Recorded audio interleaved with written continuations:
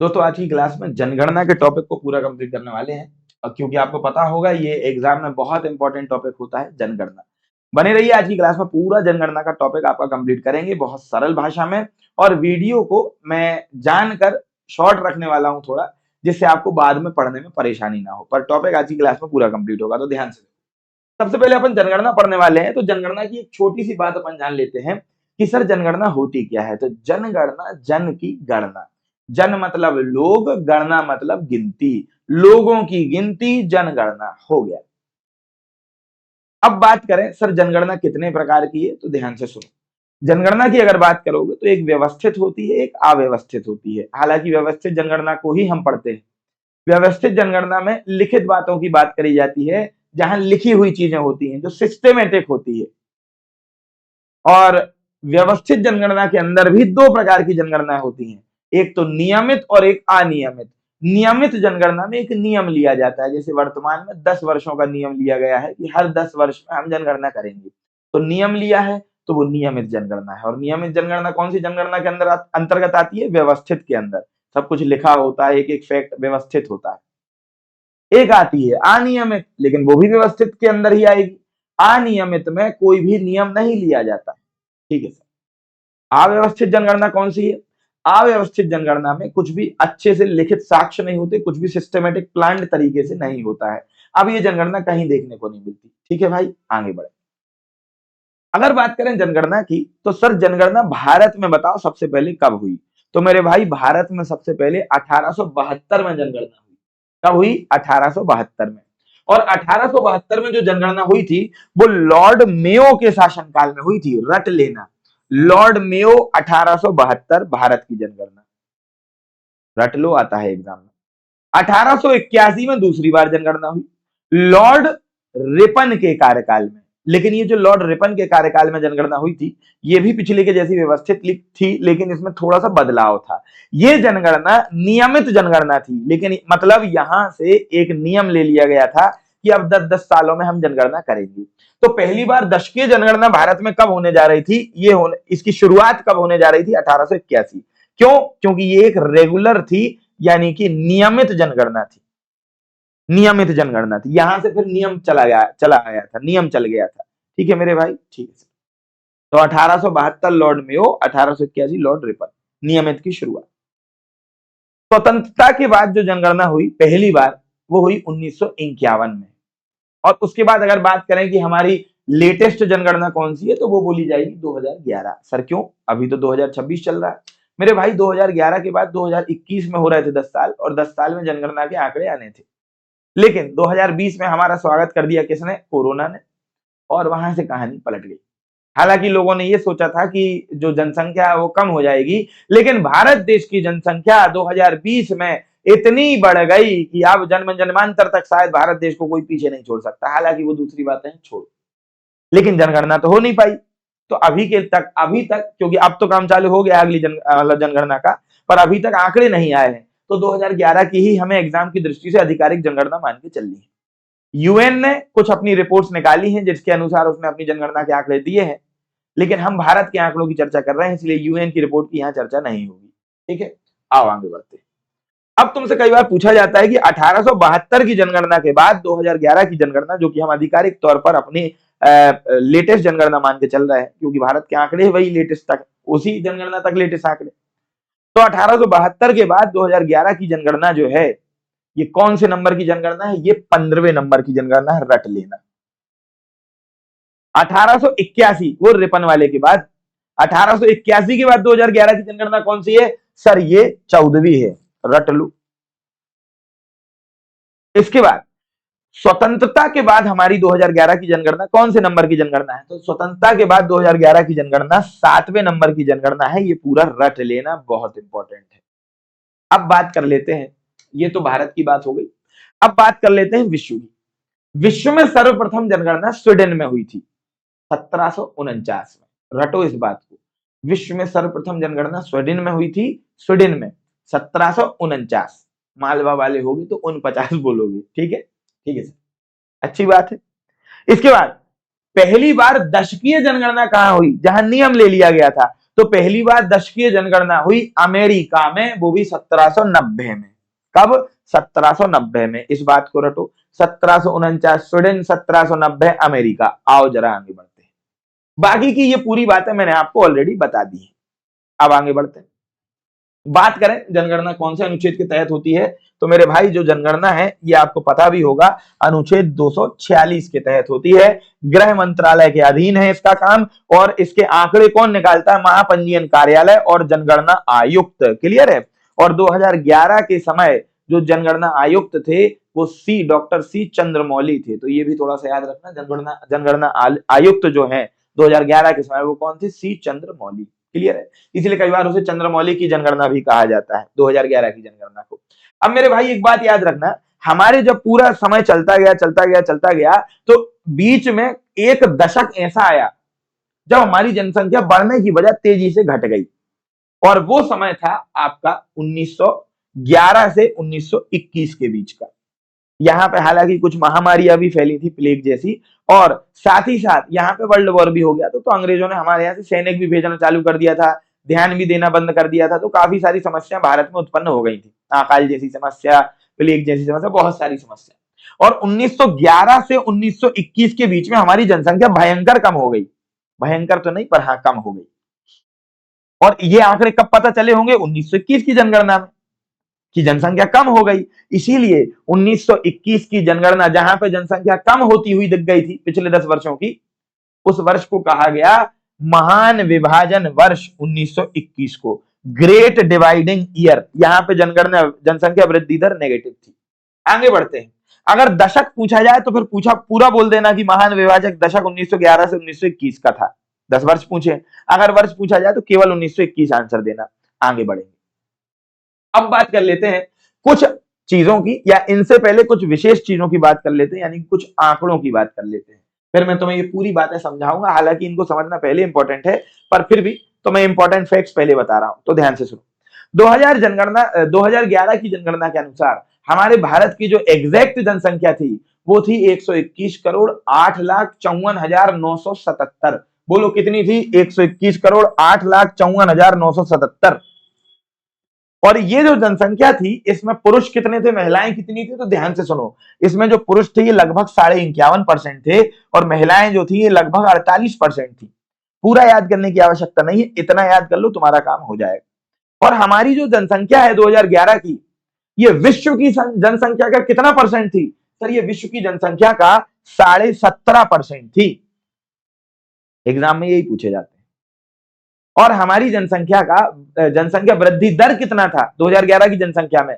यानी कि पिछले 10 वर्षों में 2011 के पिछले 10 वर्षों में कितने परसेंट जनसंख्या की वृद्धि हो गई, वही कहलाता है जनसंख्या वृद्धि दर। और हमारी जनसंख्या 17.7% बढ़ती हुई दिखी थी।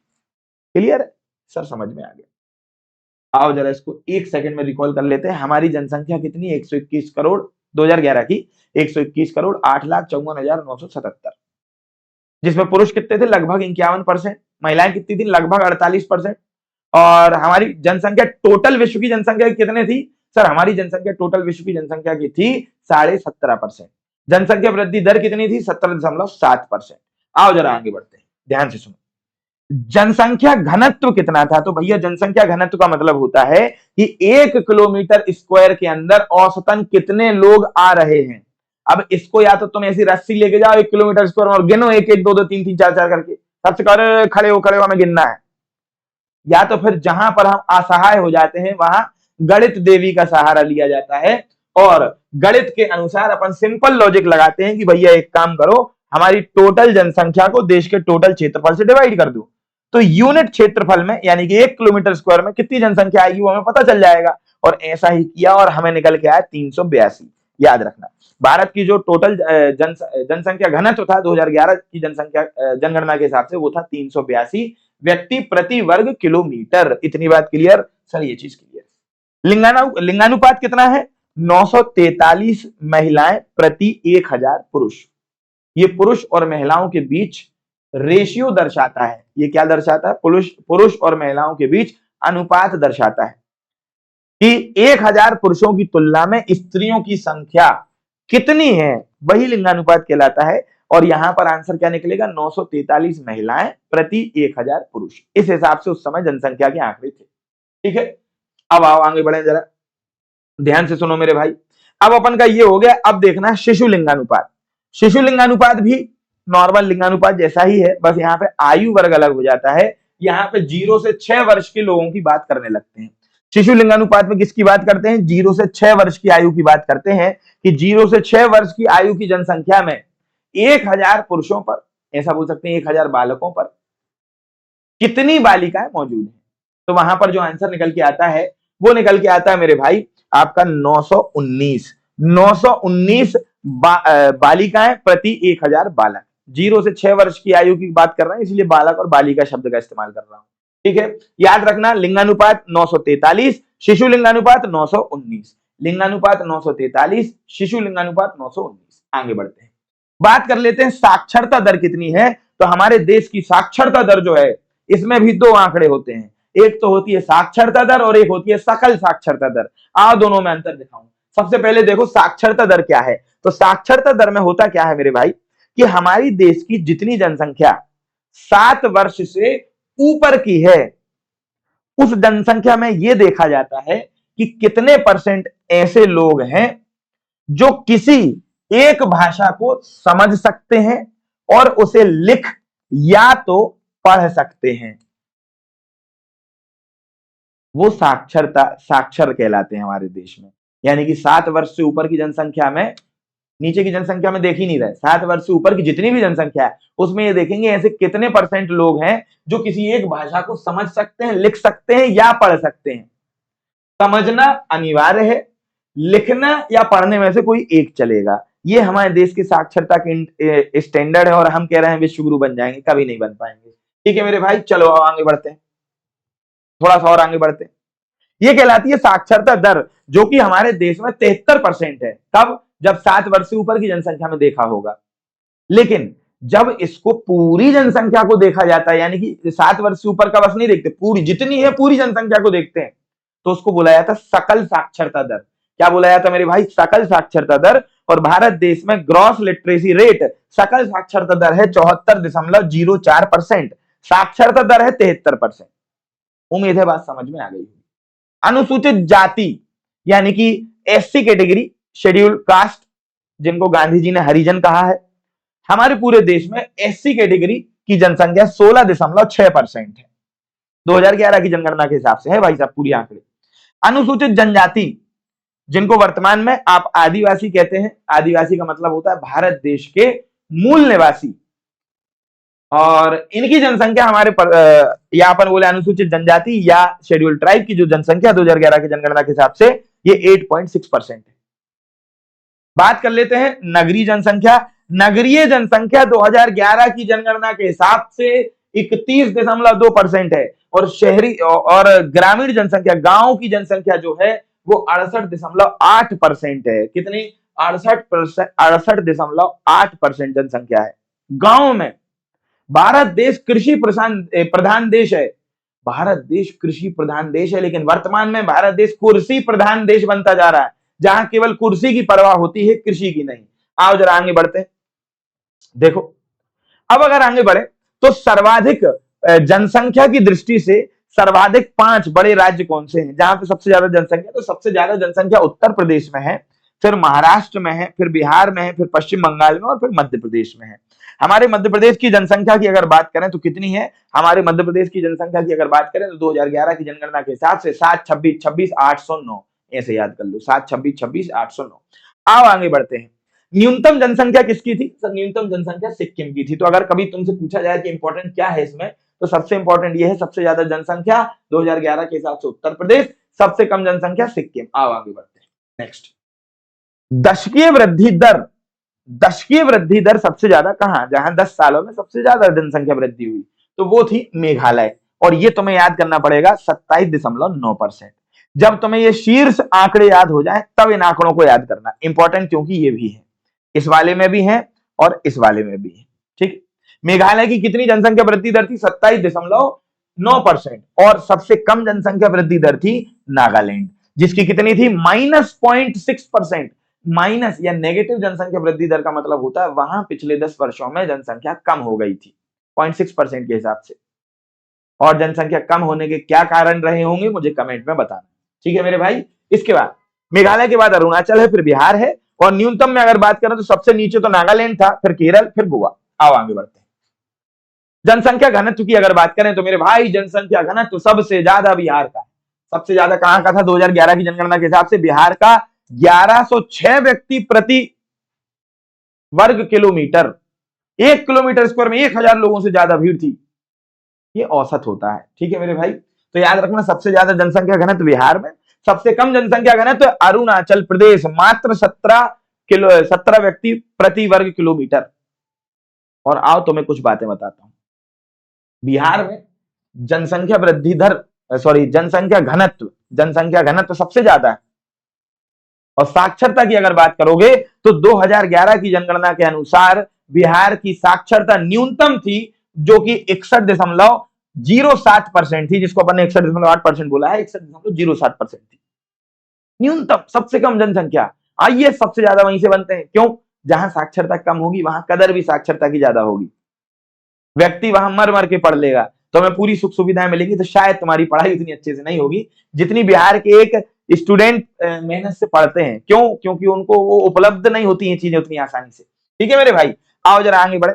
सर्वाधिक कहां पे जनसंख्या वृद्धि दर थी? सर सर्वाधिक जनसंख्या वृद्धि दर केरल में है, 94%। समझ में आई बात? इसका सबसे बड़ा कारण बताया जाता है अंतरराष्ट्रीय व्यापार, क्योंकि वो समुद्री उसके किनारे है, वहां पर ज्यादातर लोग उसी व्यापार से जुड़े हुए हैं, उन्हें अंग्रेजों से बात करनी रहती है, बहुत सारी चीजें रहती हैं, तो वहां पर पढ़ाई लिखाई उनके लिए इसलिए जरूरी है, नहीं तो उनका जीवन ही यापन नहीं हो पाएगा, ठीक है भाई। किसी दिन किसी वीडियो में इसको बहुत विस्तार से समझाऊंगा, इसको भी विस्तार से समझाऊंगा। आओ सुनो। अनुसूचित जनजाति की अगर बात करें तो मेरे भाई एक बात याद रखना, अनुसूचित जनजाति की जब अपन बात करेंगे या अनुसूचित जनजाति की जब बात करेंगे या अनुसूचित जाति की जब बात करेंगे, तो यहाँ पर जनसंख्या को दो तरीके से देखा जाता है। एक तो परसेंट के हिसाब से, और एक आपके जनसंख्या के हिसाब से। जनसंख्या का परसेंट है और एक जनसंख्या के हिसाब से। इसका मतलब क्या है, ध्यान से सुनना मेरे भाई। अगर मैं यहां पर बोलूं ये एक कॉलोनी ए है और ये एक कॉलोनी बी है, ठीक है मेरे भाई। और यहां पर मान के चलो अपन जनसंख्या देख रहे हैं, किसी की भी देख सकते हैं आप, चाहे तो एसटी की मान सकते हैं, चाहे तो एससी की मान सकते हैं, कोई प्रॉब्लम वाली बात नहीं है। उदाहरण दे रहा हूं ये, ठीक है मेरे भाई। चलो आओ तो सुनो। मान के चलो एक कॉलोनी में जो एसटी या एससी कैटेगरी के लोग है ना, मान के चलो 5 हैं या 6 हैं या कितने हो गए जी, 7 8 9 10, ठीक है 10 हो गए ना सर, हो गए। और यहां पर ये केवल 5 है। भैया कोई अपनी भावनाओं को आहत मत कर लेना, इन चीजों में तुम्हारी भावना जल्दी आहत हो जाती है। पढ़ा रहा हूं, टीचर एग्जाम्पल देके नहीं पढ़ाएगा तो क्या करेगा, ठीक है मेरे भाई। तो सुनो ध्यान से। अब अगर मैं तुमसे पूछूं मेरे भाई मुझे बताओ जनसंख्या कहां ज्यादा है, तो तुम स्पष्ट रूप से बोल दोगे सर जनसंख्या जो है वो ए के पास ज्यादा है, ठीक है। जनसंख्या की दृष्टि में कौन जीता? जनसंख्या की दृष्टि में ए जीत गया, ठीक है। लेकिन अब मैं तुम्हें पूरी बात बता रहा हूं, सुनो। यहां पर टोटल पॉपुलेशन जो है वो 100 लोगों की है, और यहां पर टोटल पॉपुलेशन जो है वो 10 लोगों की है। तो अब अगर तुम परसेंट निकालोगे तो ये 100 पे 10 है, यानी कि ये तो 10 ही परसेंट है। और अगर यहां परसेंट निकालोगे तो ये 10 पे 5 है, यानी कि ये 50% है। मतलब परसेंटेज के हिसाब से कौन जीत गया? सर परसेंटेज के हिसाब से बी जीत गया। समझ में इतनी बात? तो ये कहलाता है जनसंख्या की दृष्टि से और प्रतिशत की दृष्टि से। तो सुनो मेरे भाई, अनुसूचित जाति शेड्यूल कास्ट जनसंख्या की दृष्टि से उत्तर प्रदेश में सर्वाधिक है। जनसंख्या की दृष्टि से कहां सर्वाधिक है? उत्तर प्रदेश में सर्वाधिक है। और प्रतिशत की दृष्टि से पंजाब में सर्वाधिक है। और मुझे जरा कमेंट करके बताना अब आने वाले समय में कहां चुनाव होने वाला है निकटतम, ठीक है भैया। अब सुनो, नागालैंड और अरुणाचल प्रदेश में कोई भी अनुसूचित जाति निवास नहीं करती है, तो न्यूनतम पे तो नागालैंड और अरुणाचल प्रदेश आएगा। अब जरा आगे बढ़ते हैं, बात कर लेते हैं अनुसूचित जनजाति, जिनको आप आदिवासी कहते हैं। आदिवासी का अर्थ होता है भारत के मूल निवासी, ठीक है। सुनो, सबसे ज्यादा जनसंख्या की दृष्टि की अगर बात करें तो ये तो है हमारा मध्य प्रदेश, सबसे ज्यादा। और अगर बात करें प्रतिशत की दृष्टि में तो ये है मिजोरम। ठीक है मेरे भाई। अब बात करें न्यूनतम कहां है, तो सुनो, न्यूनतम जो है ये हरियाणा और पंजाब में है। वहां पर कोई भी एसटी निवास नहीं करते हैं, इसलिए वो न्यूनतम पे आएंगे। एसटी की जब बात करी तो न्यूनतम में नागालैंड और अरुणाचल प्रदेश आ रहे थे, वहां वो लोग भी निवास नहीं करते। उम्मीद है इतनी बात तुम्हें अच्छी तरीके से समझ में आ गई। अब बात कर लेते हैं केंद्र शासित प्रदेश की कुछ बातों की, है ना। केंद्र शासित प्रदेश की जनगणना अलग से होती है, यानी कि अलग आंकड़े होते हैं केंद्र शासित प्रदेश की जनगणना के। और ध्यान से देखो मेरे भाई, अगर तुम बात करोगे तो जनसंख्या की दृष्टि में सर्वाधिक वर्तमान में कितने केंद्र शासित प्रदेश हैं? सर 8 केंद्र शासित प्रदेश हैं।